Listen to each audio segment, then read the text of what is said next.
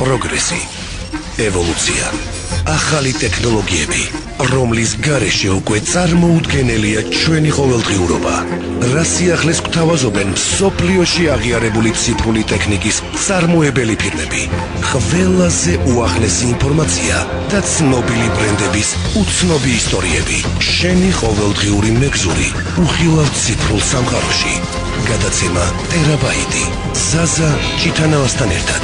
რადიო იმედზე. მოგესალმებით, ერთკვირიანი პაუზის შემდეგ კვლავ პირდაპირ ეთერშია გადაცემა ტერაბაიტი, ჟურნალისტი ზაზა ჭიტანავა გახლავართ. დღეს ვეცდებით გავარკვიოთ რამდენად მოქმედებს კომპიუტერული ტექნოლოგია მხედველობაზე, ამ თემაზე ჩვენთან სასაუბრო დღეს მოვიწვიეთ სავრისის კლინიკის ოფთალმოლოგი ქალბატონი ნინო თხილიძე. ქალბატონი მოგესალმებით.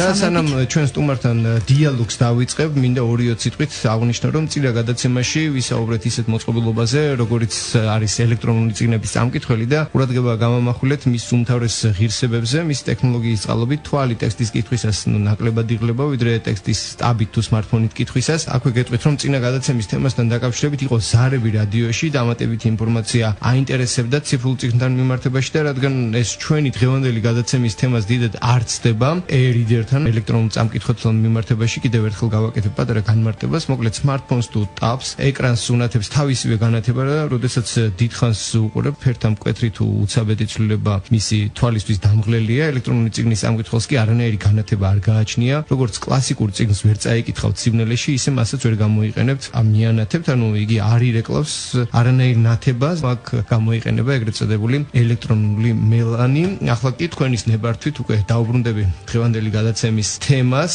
რამდენად მოქმედებს კომპიუტერული ტექნიკა მხედველობაზე. 1998 წელს, როდესაც ჩვენთან ჯერ კიდევ კომპიუტერი მეტწილად ოფისებში თუ სჭარბობდა და მასობრივად ნაკლებად იყო გავრცელებული, იგივე ოკეანის გაღმა, სადაც კომპიუტერი უკვე მოდებული იყო იქაურობას და ადამიანთა გულებთან ერთად გადატანილი მნიშვნელობით თვალებიც დაიპყრო, გაჩნდა ტერმინი კომპიუტერის ხედველობის სინდრომი, რომელიც ჩვენმა სტუმარმა ამ გადაცემას დავიწყდით, გამისწორა და მითხრა, რომ ამას ქართულად ვეძახით მონიტორის სინდრომს. ყველაფერზე იგი უფრო ვრცლად ისაუბრებს და მას შემდეგ უკვე 1998 წლიდან მოყოლებული ლოგიკურია, რომ ტექნოლოგია იხვეწება, მონიტორები ნაკლებად ახდენენ გავლენას თვალებზე, მაგრამ დიდი დოზით კომპიუტერს გასწორებულ თვალებს უკვე უჩნდებათ გარკვეული პრობლემები. ამ ტექნოლოგიის განვითარებასთან ერთად ზომებშიც მცირდებოდა კომპიუტერი და დღეისთვის გვაქვს ლეპტოპი, ნეტბუქი, ტაბი, სმარტფონი და თუ ადრე ერთ კონკრეტულ მონიტორთან ურთიერთობისგან იქნებოდა პრობლემა, დღეს უკვე თვალს უფრო დანაწევრებული, ზომში შემცირებული, ციმციმა თუ განათობილი ეკრანების ყურება უწევს. კიდევ ერთხელ სალამს გეტყვით, ქალბატონ ნინო და მოდით ზოგადი შეჯამებით დავიწყოთ საუბარი. დღეს რა ტენდენციაა და რამდენად შეუძლია დღევანდელ კომპიუტერულ ტექნოლოგიას ნეგატიური ზემოქმედება მოახდინოს თვალზე მხედველობაზე? კითხვა ძალიან აქტუალურია. კითხვის აქტუალურობაზე მეტყურებს ისიც, რომ ფაქტიურად ყველა პაციენტი, ვინც მოდის ჩვენთან კვლევაზე, მოგმართავს იგივე კითხვით. განსაკუთრებით წუხან მშობლები, რა თქმა უნდა, იმიტომ რომ მათი შვილების მომავალი დამოკიდებულია მნიშვნელოვნად მხედველობაზე და ის ხალხი, ვინც დიდხანს ატარებს კომპიუტერთან, ანუ ძირითადად ხედან ოფისებში და დღის განმავლობაში უწევთ 6-8 საათი მონიტორთან მუშაობა. დღესდღეობით ერთმნიშვნელოვნად სქმა იმისა, რომ გარკვეულ უარყოფით გავლენას ახდენს კომპიუტერი მხედველობაზე, მოსდილ ასაკში არ შეიძლება კვლევები ამას არ ადასტურებს, თუმცა არის ფაქტორები, რომელიც იწვევს ამა თუ იმ დაავადების გაღრმავებას, გაჩენას და ამ გაჩენას კომპიუტერი, რა თქმა უნდა, ხელს გარკვეულწილად უწყობს. თუმცა გარდა კომპიუტერისა, ამ დაავადებების ჩამოყალიბებას ხელს უნდა უწყობდეს სხვა ფაქტორებიც. ჩატარებულია ბევრი კვლევები, მათ შორის ისეთი ორგანიზაციების მიერ, რომლებიც არ იყვნენ კომერციულად დაინტერესებული, ანუ ინტერესი არ ქონიათ და ერთ-ერთი ბოლო კვლევა იყო ჩატარებული ამერიკელების მიერ და მათ აღმოაჩინეს, რომ კომპიუტერში ყველა მის ცნობილი ფაქტია, რომ არსებობს ორი ტიპის გამოსხივება, იონიზირებადი და არაიონიზირებადი გამოსხივება.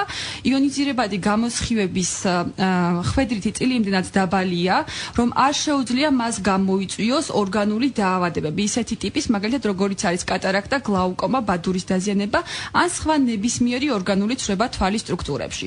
თუმცა არ უნდა დაგვაუწყდეს არაიონიზირებადი გამოსხივება და ისეთი ფენომენები, როგორიც არის მაგნიტური და სტატიკური ველის არსებობა კომპიუტერის გარშემო. აი ეს ფაქტორები უკვე მეტნაკლებად აისახება თვალის სტრუქტურებზე, როგორც პირდაპირი, ასევე არაპირდაპირი გზით. მომინდა რადიოსონს შევახსენო, რომ მათ აქვს საშუალება გამოაგზავნონ მოკლე ტექსტური შეტყობილება ნომერზე 917778. SMS გზავნის ღირებულება შეადგენს თქვენი მობილური ოპერატორის სტანდარტულ ფასს. SMS სერვისით რადიომეც უზრუნველყოფს კომპანია SMS.com.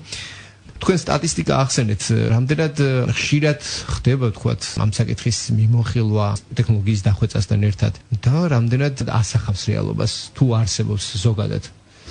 ზოგადი სტატისტიკა არსებობს იმ დაავადებებიდან გამომდინარე, რა დაავადებებიც შესაძლებელია განვითარდეს კომპიუტერის მომხმარებლებში. პირველ რიგში თქვენ აქცენტი გააკეთეთ ბავშვებზე და აბსოლუტურად სწორი ბრძანდებით, იმიტომ რომ ინდიკატორები ზუსტად რომ ვნახოთ რა ტენდენცია არსებობს, ანუ რამდენად უარყოფითად აისახება, სწორედ ბავშვები არიან, რამდენადაც ვიდეთ ბავშვების მხედველობა ჯერ კიდევ არ არის სრულყოფილად ჩამოყალიბებული, სწორედ ისინი არიან ინდიკატორები იმისა, გავიგოთ რამდენად ადვილად ახდენს კომპიუტერი უარყოფით ზეგავლენას ადამიანის და მათ შორის ბავშვების თვალზეც. ბოლო პერიოდში ჩატარებული კვლევები არსებობს, რომ მიოპიზაციამ, ანუ მინუსის გაჩენამ მნიშვნელოვნად მოიმატა ახალგაზრდა პოპულაციაში, რაც სწორედ დაკავშირებულია კომპიუტერის მოხმარებასთან.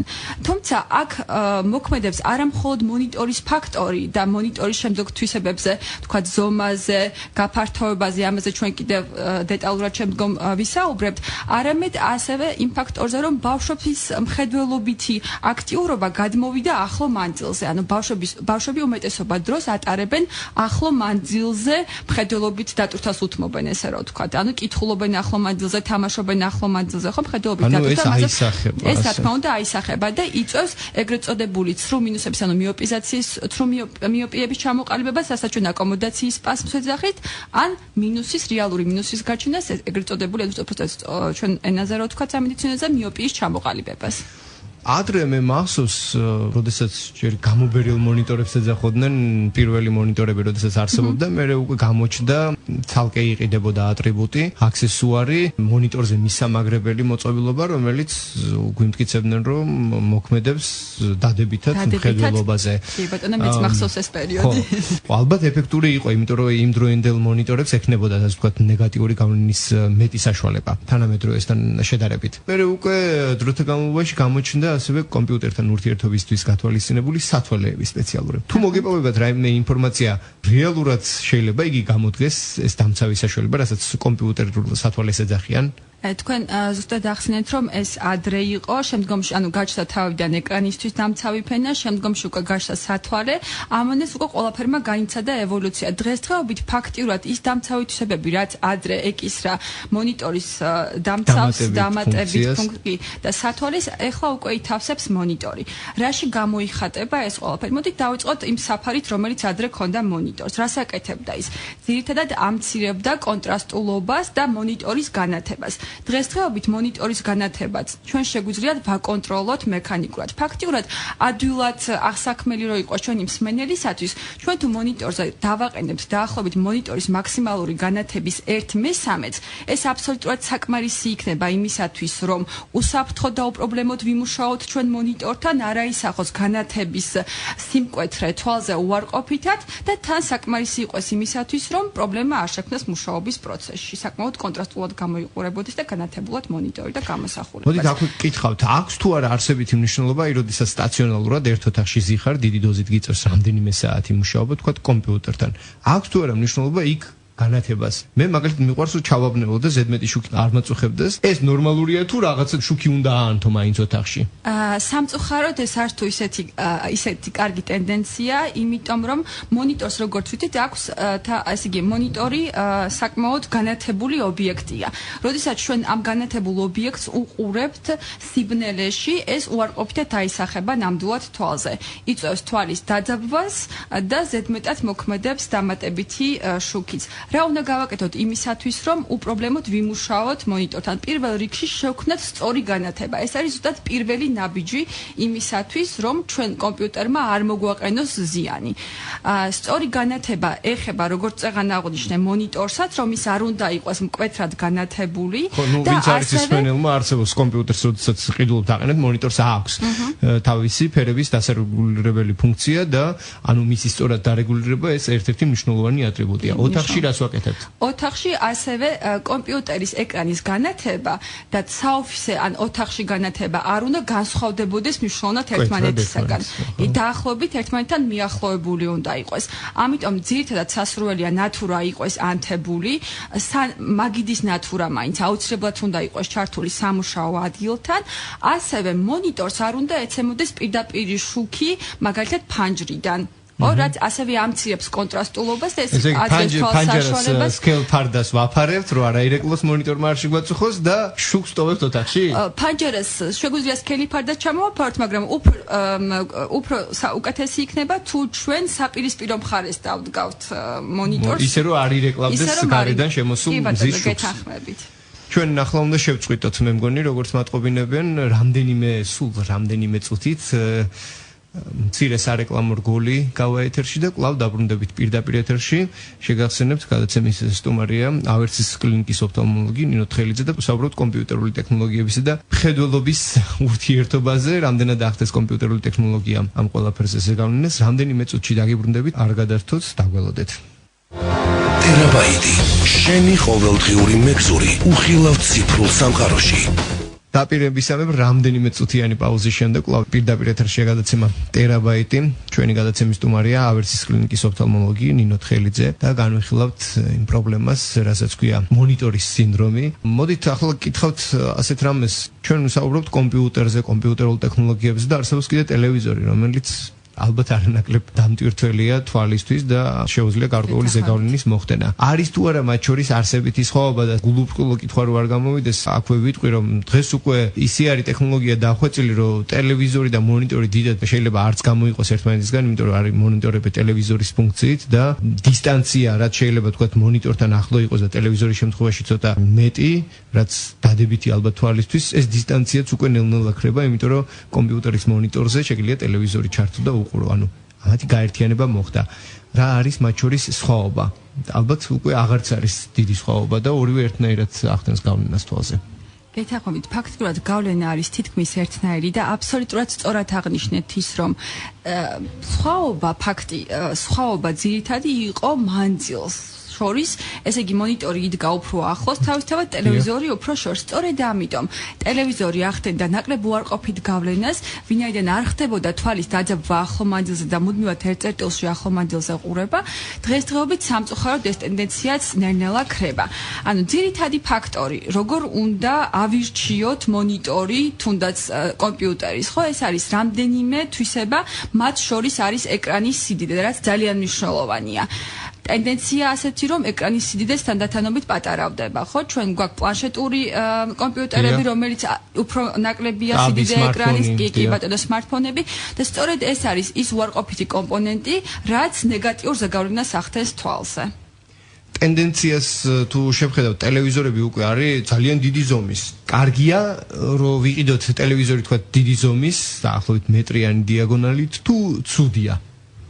ყველაფერი დამოკიდებულია იმაზე, თუ რამდენად დიდ ოთახში ვდგავთ ამა თუ იმ მონიტორს. ოთახის ზომები შესაბამისად უნდა ყველაფერი უნდა იყოს ზომიერების ფარგლებში. დიდი მონიტორი არ ნიშნავს მხოლოდ პოზიტიურ ზეგავლენას ახდენდეს თვალებზე. შესაბამისად უნდა გავითვალისწინოთ, თუ რამდენ კვადრატული მეტრია უხეშად რო ვთქვათ ოთახი, სადაც ჩვენ დავდგავთ ამ მონიტორს, ანუ რამდენი მეტრიდან გვიწევს ამ მონიტორის ყურება და შესაბამისად გავითვალისწინოთ პროფესიონალების რეკომენდაციები და იმის დამმიხედვით ავირჩიოთ მონიტორი. თან ალბათ რამდენადაც დიდი არ უნდა იყოს მონიტორი, თუ ახლოს დადექი ის მონიტორით სიდიდის მიუხედავად ისიც უარყოფითად იმოქმედებს. ზუსტად ამას ვამბობდით, კი. არსებობს ასეთი რეკომენდაცია, რომელიც კომპიუტერთან ხშირი ურთიერთობის შემთხვევაში თვალის ყოველწლიურ გამოკვლევას გულისხმობს კონტროლისთვის. რამდენად პრაქტიკულია ეს რეკომენდაცია და მეტწილად როგორი ტიპის ხედველობით პრობლემებთან გვაქვს საქმე? მოდით ესეთ შემთხვევაში დავყოთ პრობლემები ბავშვებში და დავყოთ პრობლემები მოზარდებში. მან მაშინ დავიწყოთ მოზარდებით. კი ბატონო, ძირითადი პრობლემა, რომელსაც ჩვენ ხვდებით მოზარდებში, ეს არის მშრალი თვალის სინდრომი. რატო ვითარდება კომპიუტერთან მუშაობის დროს მშრალი თვალის სინდრომი? რამდენიმე ფაქტორი არსებობს ხელისშემწყობი. პირველი არის ის, რომ ჩვენ როდესაც ვუყურებთ მონიტორს, ნაკლებად ვახამხამებთ, საბამისად სითხის აორთქლება ცრემლიდან ხდება უფრო მეტად.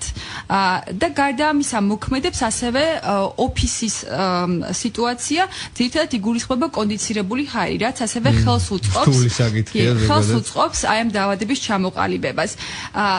ხედველობა მონიტორზე, როდესაც ჩვენ ვართ კონცენტრირებულები, გვიწევს მუდმივად ერთი და იგივე მანძილზე, რაც ასევე ნეგატიურად აისახება თვალზე.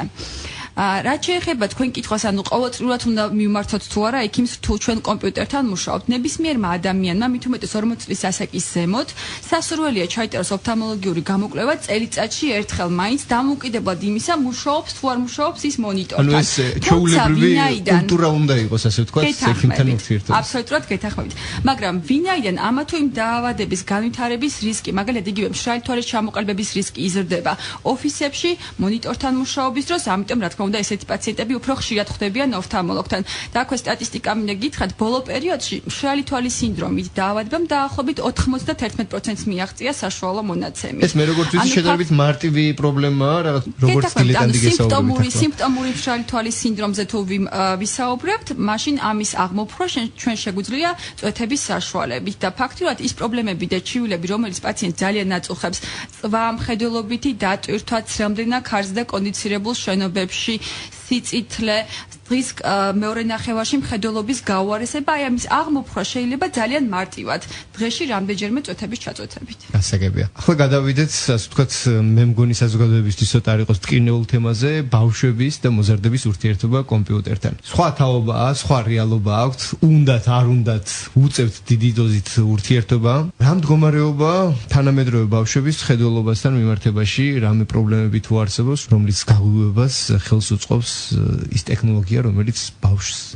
ყველა მიმართულებით, ყველა ადგილას, სადაც კი არ უნდა იყოს სკოლაში, შინ გარეთ, ყველგან ახლავს. როგორც თავიდან მოგახსენეთ და ვისაუბრეთ ამ თემაზე, ბოლო პერიოდში არის ტენდენცია მინუსის მატების, ანუ მიოპიის მატების, რაც უკავშირდება სწორედ კომპიუტერების გაზრდილ მოხმარებას მოზარდებში. აქაც არის პრობლემა იმისა, რომ მოზარდები ძირითად დატვირთვას მხედველობას აძლევენ ახლო მანძილზე.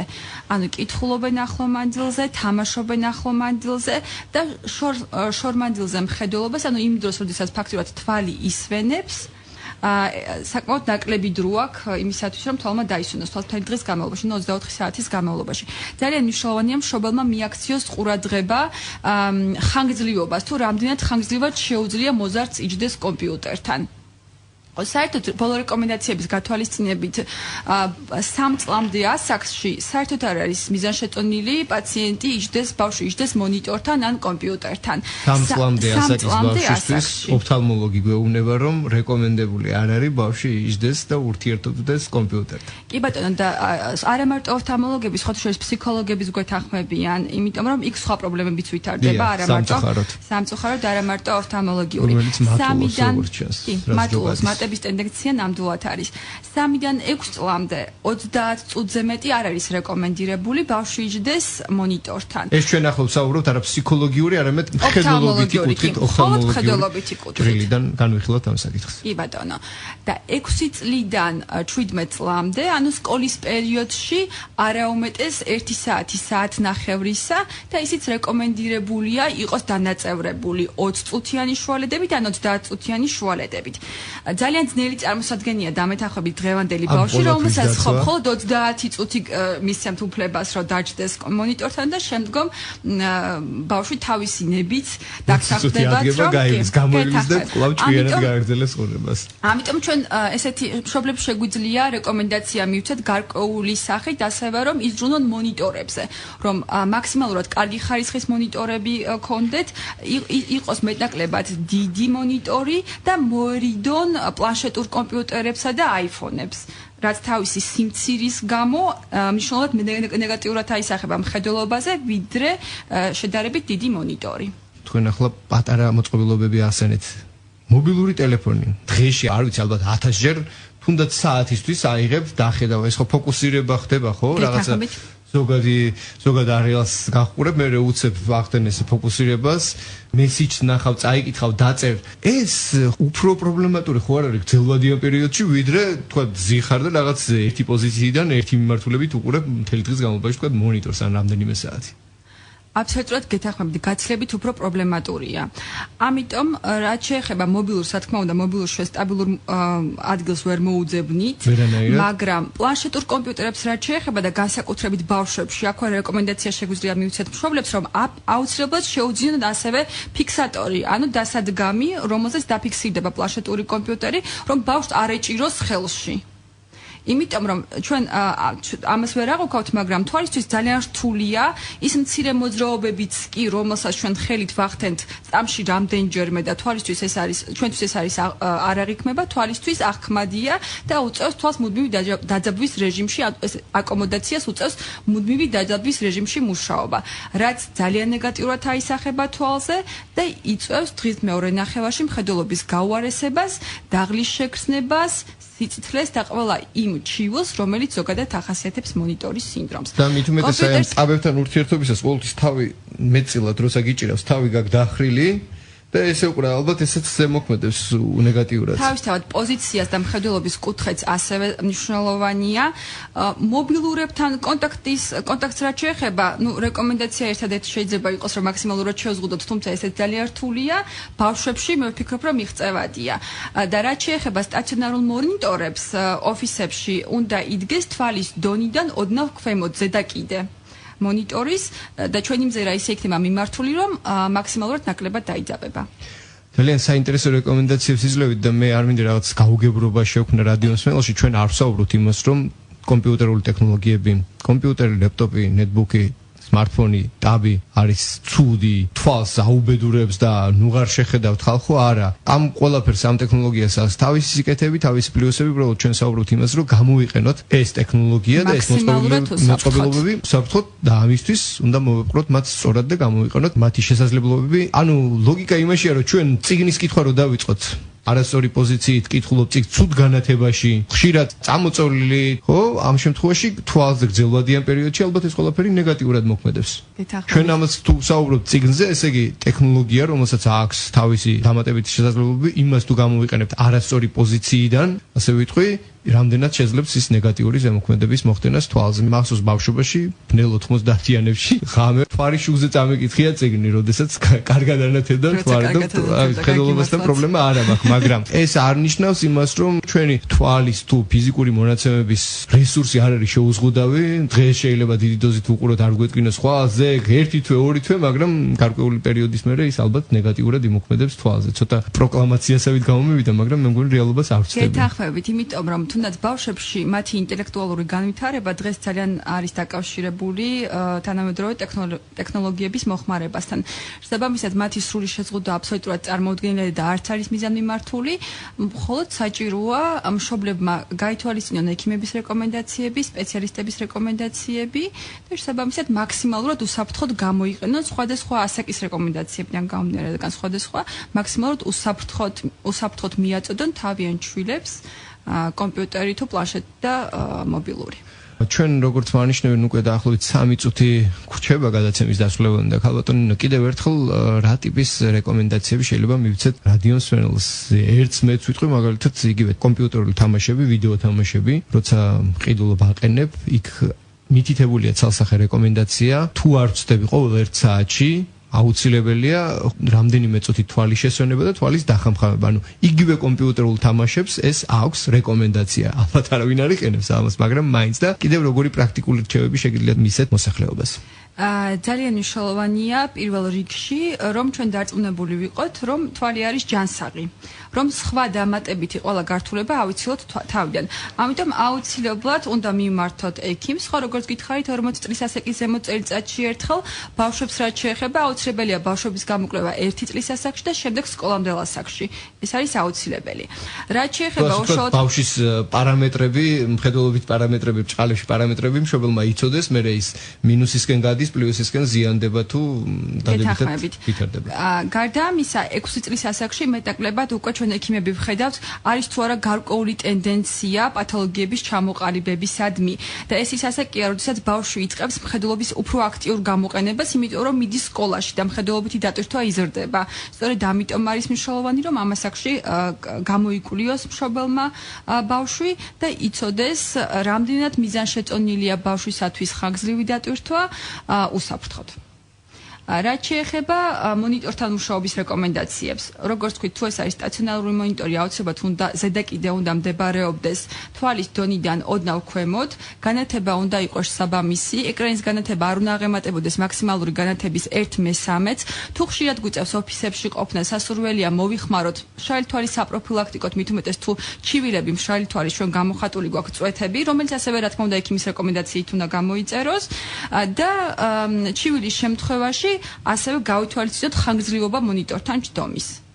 ხშირად ვახამხამოთ, ოთახი ვანიავოთ აუცილებლად და თუ პაციენტს აქვს მიდრეკილება ალერგიებისადმი, ეს არის ძალიან მნიშვნელოვანი, რაც ხშირად გვაუწყდება სხვა შორის მონიტორთან მუშაობის დროს, ძალიან ხშირად გადავწმინდოთ მონიტორი. იმიტომ რომ ჩვენ ვიცით, რომ ელექტრომაგნიტური ველი, რომელიც იქნება კომპიუტერის გარშემო, თავისებურად ატრიალებს მტვრის ნაწილაკებს და თუ პაციენტს აქვს გამოხატული ალერგიული რეაქცია მტვერზე, ესეთ შემთხვევაში, რა თქმა უნდა, მხედველობა და ზოგადი მდგომარეობა გაცილებით გაუარესდება.